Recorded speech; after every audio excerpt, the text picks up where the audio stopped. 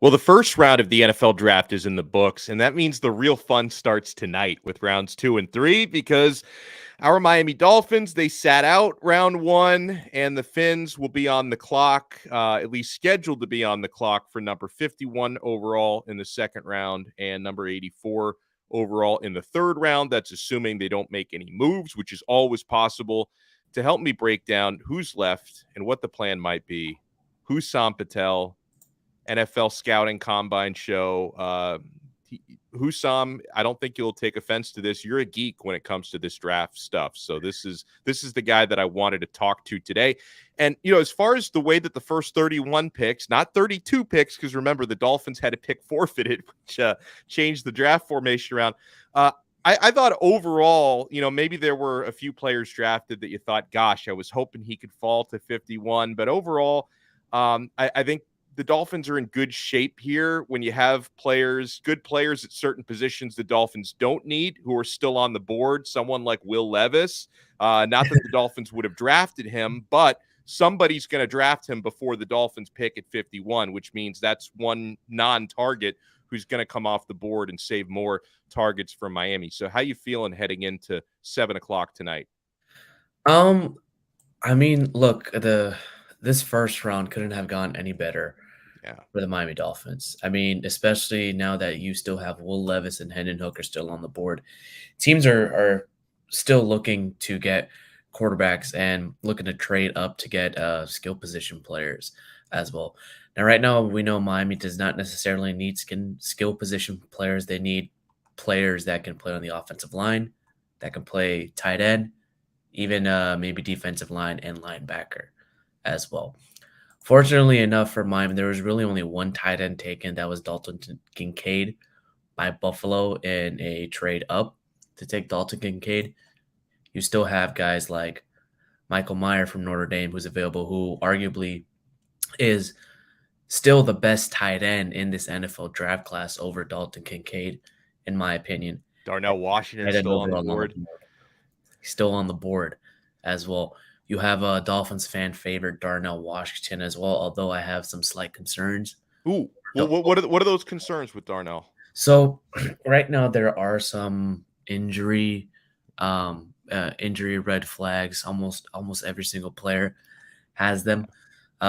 If you watched my show, The Scouting Combine with Alfredo Arteaga, we kind of discussed whether at 51 would it be worth taking Darnell Washington in this Dolphin schema. We broke down what the tight ends are supposed to be doing in this Dolphin scheme. Yes, he's insanely good at run blocking, but what about route running? Yeah. We know Mike Gesicki was okay as a route runner, but Tua didn't necessarily throw the ball to him a lot, and the Dolphins are a very, very pass heavy offense. It's going to take some time to see if Darnell Washington could actually fit if he was drafted. And Then you also, have like, Dolphins I'm not convinced. I'm not convinced Darnell would still be on the board at 51. Now, Yeah. I mean, you talked about Mayer from Notre Dame. I don't think he's going to last till 51. I'm not sure Darnell does either. Yeah, I think there are some teams that can still pick up Mayer and Darnell Washington, like the Lions, maybe the Colts. You have the Seahawks. You could potentially have the Green Bay Packers, who picked twice as well ahead of the Dolphins. You could potentially get Bill Belichick maybe take up Darnell Washington. Who knows? Ooh. He's already got Gesicki, right? Why not? Yeah, why not? So I look at some of the other players on the board still at positions of need for the Dolphins. Interior and exterior offensive line. Osiris Torrance from Florida is still on the board. Let's see, Steve Avila, who I really like a lot, the guard from TCU. I really Is like Steve Avila as well. Like if you watch Steve Avila's tape, he plays left guard a lot, and look who he was protecting, Max Duggan, who made a lot of mistakes but was kept clean in the pocket. I think if the Dolphins do draft Steve Avila, and I was having discussions with Alfredo Arteaga from 3 Yards Per Carry about this, Steve Avila is probably the most Tua friendly pick in this draft just because of how strong and powerful he is. He can anchor in his base, and you put him right next to Teron Armstead. If, Yeah. thankfully Armstead is healthy throughout the season, you lock down the left side of the offensive line, and you have a good run blocking unit right there with Teron Armstead, Steve Avila, and Connor Williams. Any concerns that Steve Avila is still available at 51? Do you think he'll fall that far? No, not necessarily. As I said, a lot of these teams that are picking ahead of the Dolphins, they need skill position players. Yeah. The Steelers still need, an offensive lineman. They need more so a tackle rather than a guard. The Lions, the Lions need a cornerback help, and they also need defensive line help. The Los Angeles Rams need all kinds of help. Although it wouldn't doubt me if they pick up a quarterback such as Will Levis. The Seahawks still need skilled position players. The Panthers need a wide receiver. The Saints need defensive line. The Titans, they need all kinds of help. The Packers, maybe they could get a Darnell Washington or an offensive tackle or another wide receiver to help out Jordan Love. Here's an interesting question because I see this a lot from Indade. He says, would you entertain edge if that's best player available? I don't really believe in best player available, Hussam. I think in this case, the Dolphins have a couple of clear areas of need. Now, maybe you take the best players available at those positions, but I don't think you take BPA, period. I'm not expecting the Dolphins to take an edge at 51. Okay, who are the edge rushers available? Let me check. Hold on, I can look at a couple top edge available. Ojolari, PJ No. Ojolari is available. Nah, I wouldn't take. Let's see, Ojolari. Derek Hall from Auburn, Maybe. Keon White from Georgia Tech. Maybe, but you're already stacked up at edge. I think That's the thing. Like, you yeah, more so with the draft, you don't necessarily pick what you really, really need. You select somebody who you foresee fills a need in the future, in a year, in 2 years out. Like we know the Miami Dolphins need a right tackle. What are they going to pick up at right tackle? Are you going to reach for a right tackle? DeJuan Jones may be a great right tackle, but does he bring you good value at 51? You can possibly trade back and get him. yeah.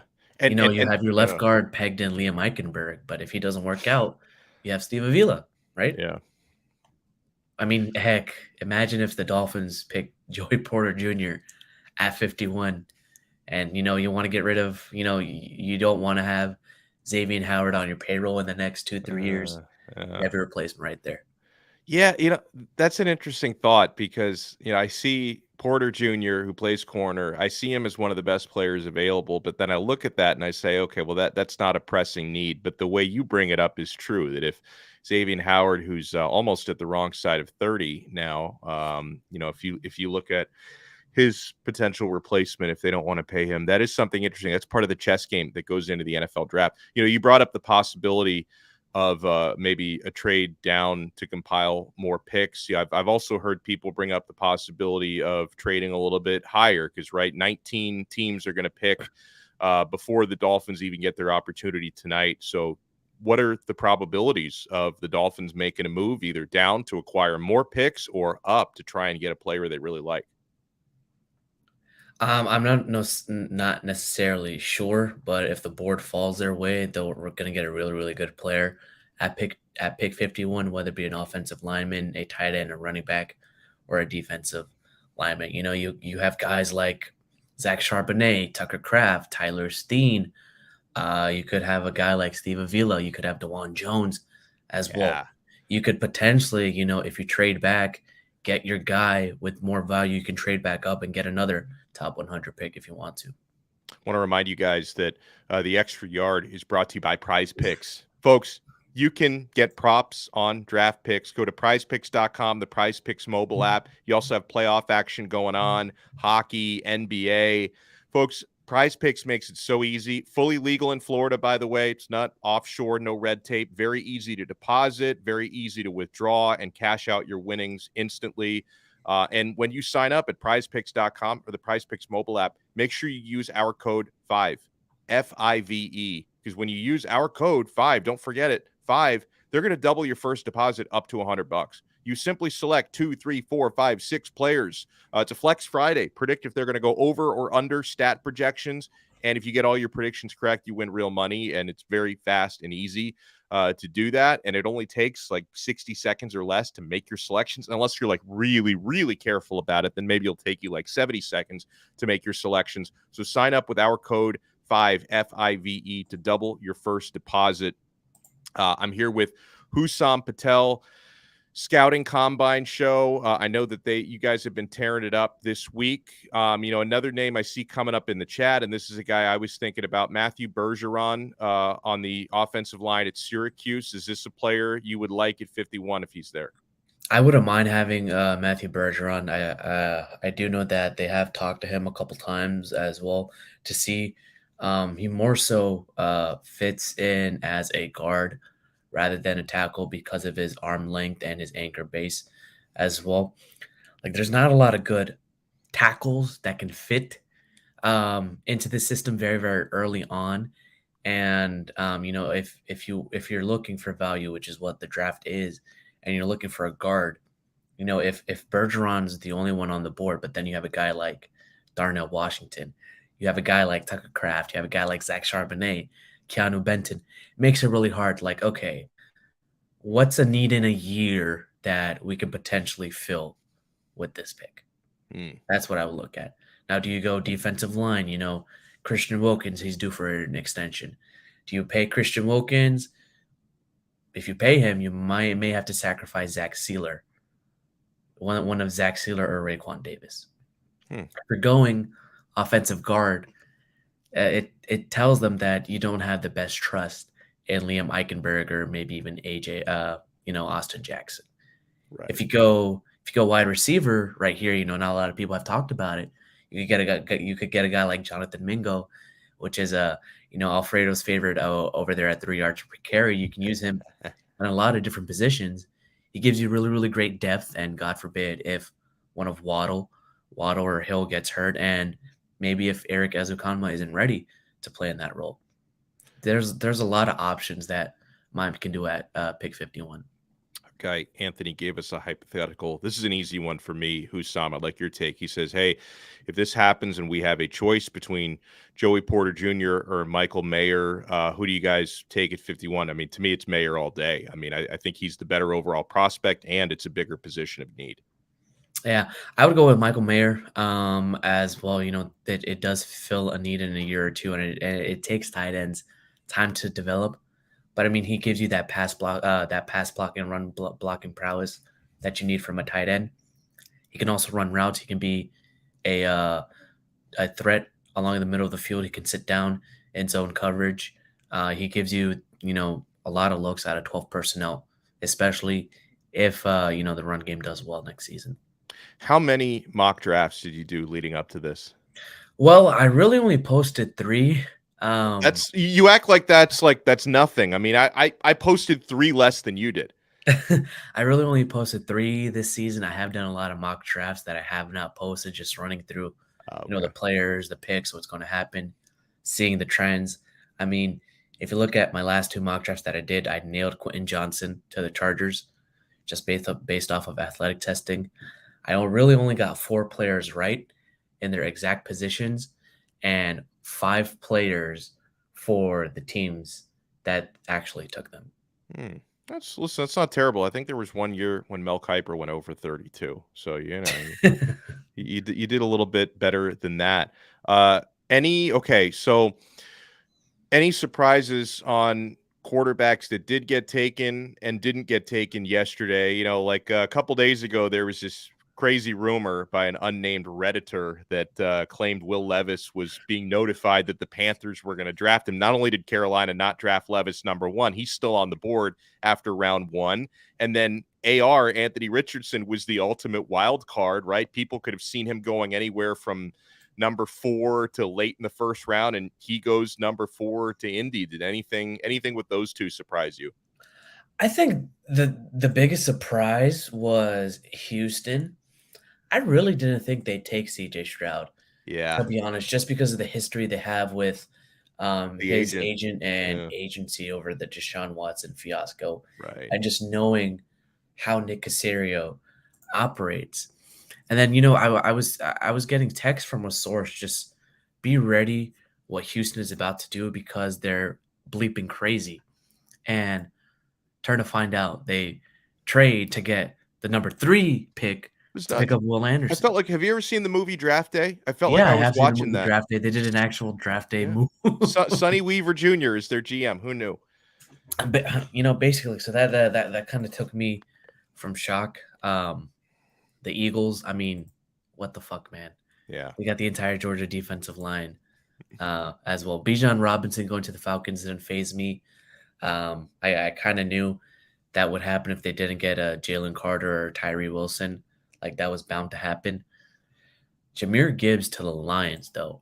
That one threw me Yeah. really off guard because you could have waited a little bit. You could have traded back, maybe taken Joey Porter Jr., who fits your system, maybe Yeah. another cornerback as well. But, I think the Lions could have waited to get both Gibbs and Campbell a little bit later on. Mm. Will McDonald to the Jets. The Jets are the Jets. They're going to be stupid. Thought it was a reach. Regardless.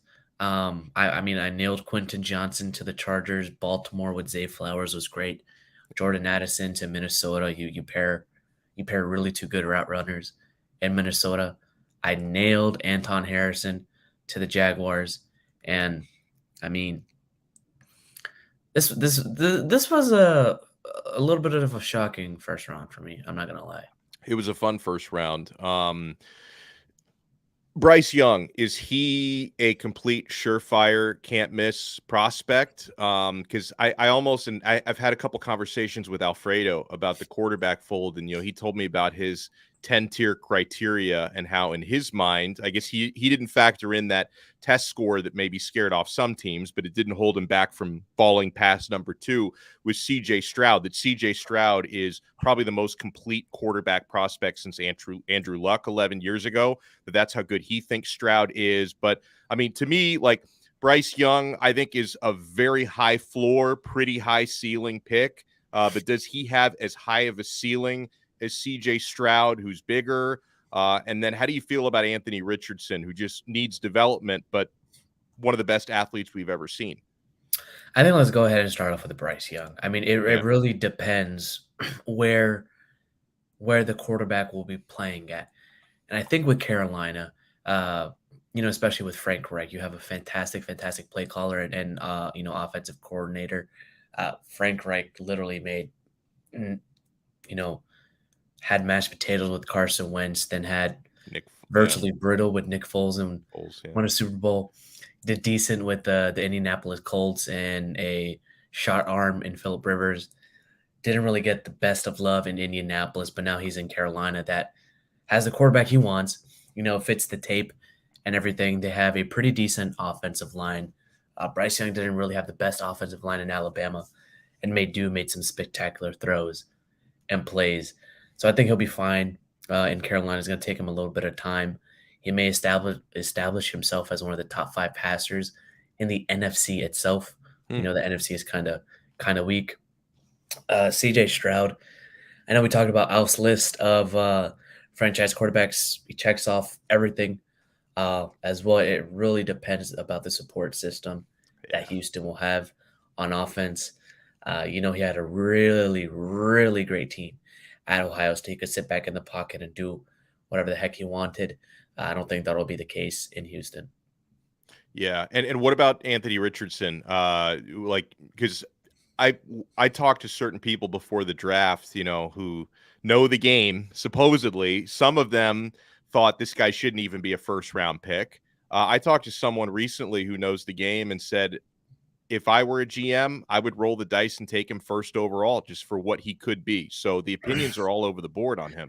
So I can tell you from a source that Carolina was really, really thinking about taking Anthony Richardson first overall. As well, there are some discussions between him, Bryce Young, and C.J. Stroud.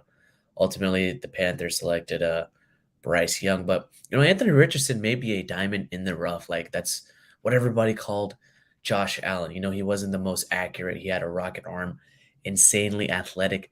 They didn't have that much support at Florida, and neither did Josh Allen at Wyoming. With Anthony Richardson, he just needs to be, he just needs to be taught a little bit of the technique, and he needs to be polished around the edges. But in Indianapolis, in a really, really weak AFC South conference, you're going to pull out like an extra win or two just by playing in that conference. In Indianapolis has a really decent offensive line. They have a really good running back in Jonathan Taylor. They have two decent enough wide receivers compared to what he had at Florida. Shane Steichen has worked with a lot of quarterbacks, namely Carson Wentz, Jalen Hurts, Justin Herbert, uh, really along the similar mold of Anthony Richardson, just in terms of athleticism. I think he'll work with them, and he'll make him good enough to last in the NFL. Here's something Hank put this in here. He may have missed our early conversation about Darnell Washington, saying he has a knee concern. That was one of the concerns that you had about him, Hussam. It wasn't only a scheme fit, but it was also injury concerns with Darnell, who may or may not still be There there was at also some 51. injury concerns with Will Levis, especially about his just toes and feet That's as right. well, that led to him dropping as well. Yeah, that's a very good call on that. Anything else? Hussam, did you feel like any team really won the first round last night? Anyone who you thought, oh, this is the steal of the draft so far, or a team like Houston who shocked the world and got 2 consecutive picks, second and third overall? Anybody you felt like won the first round? I feel like Baltimore Yeah, picked up Zay Flowers I like really Zay well to get Flowers a another. lot. I do too. I think Baltimore did really well in picking him up, just to give Lamar Jackson another weapon, coinciding with Odell Beckham Jr. The really fascinating thing about this is it's really dependent on what offensive coordinator Todd Monken does in Baltimore. If you forget, he used to be the offensive coordinator for Georgia. They ran the ball a lot, but they were really efficient in passing the ball. And if he brings a similar style of football to Baltimore, watch out. Watch out for those Baltimore Ravens on offense. Yeah, no doubt about that. Listen, I want to thank everybody for tuning in. And hold on, before we run here, I want to talk about You Break Wheel Fix. They're back with us here on the 5 Reasons Sports Network. Hold on, I want to make sure I get all their stuff right. You Break Wheel Fix. I've been talking about these guys for years, going back to the days when I would do 5 Rings with Larry Bluestein. You Break Wheel Fix is the complete automotive wheel solution. If you ever park too close to the sidewalk curb, I've done it. You Break Wheel Fix specializes in the repair of damaged wheels from bends, cracks, curb rash. Are your wheels faded or peeling? You don't need to replace them, as You Break Wheel Fix can refinish them like new, offering complete refinish options through powder coating, matching, polishing. You Break Wheel Fix is the answer to all of your wheel needs. And if you're just looking to give your ride a new look, You Break Wheel Fix also offers many car customizing options, such as new custom wheels and tires from your favorite brands, performance upgrades, window tinting, and suspension modifications.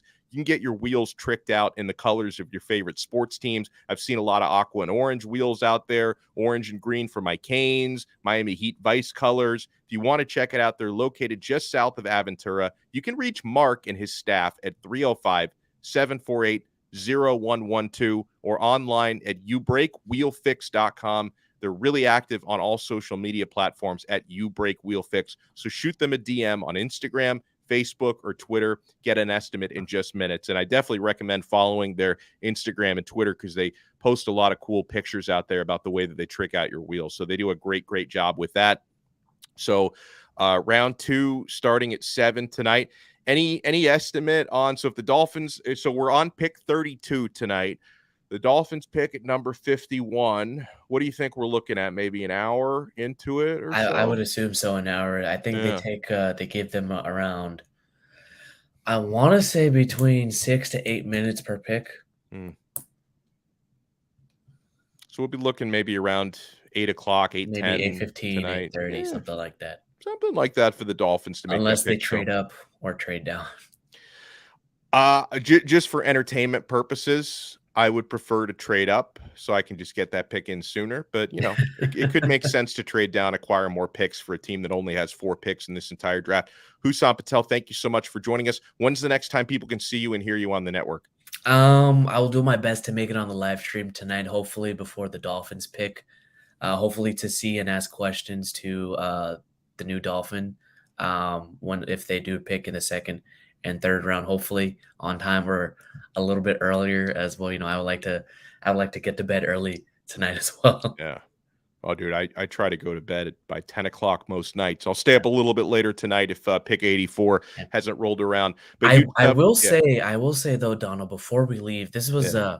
from Fins Nation's host Louis D. Sung. Louis, also one of our Dolphins guys here at Five Reasons Sports, mentioned how Brian Branch didn't necessarily get taken in the first round. He may slide.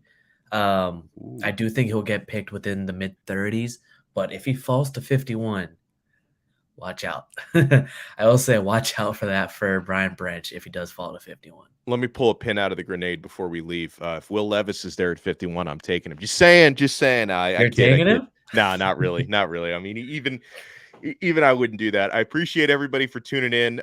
Make sure you guys check out the big live stream tonight on the Five Reasons Sports Network YouTube channel. Is that going to start right at 7 tonight, Hussam? Do you know what time that starts? If there's no nonsense of pre-draft stuff before it starts, Mhm. hopefully, we all start at 7. I like it. 7 o'clock tonight on Five Reasons Sports YouTube. This has been another episode of The Extra Yard, part of the Five Reasons Sports Network. See ya.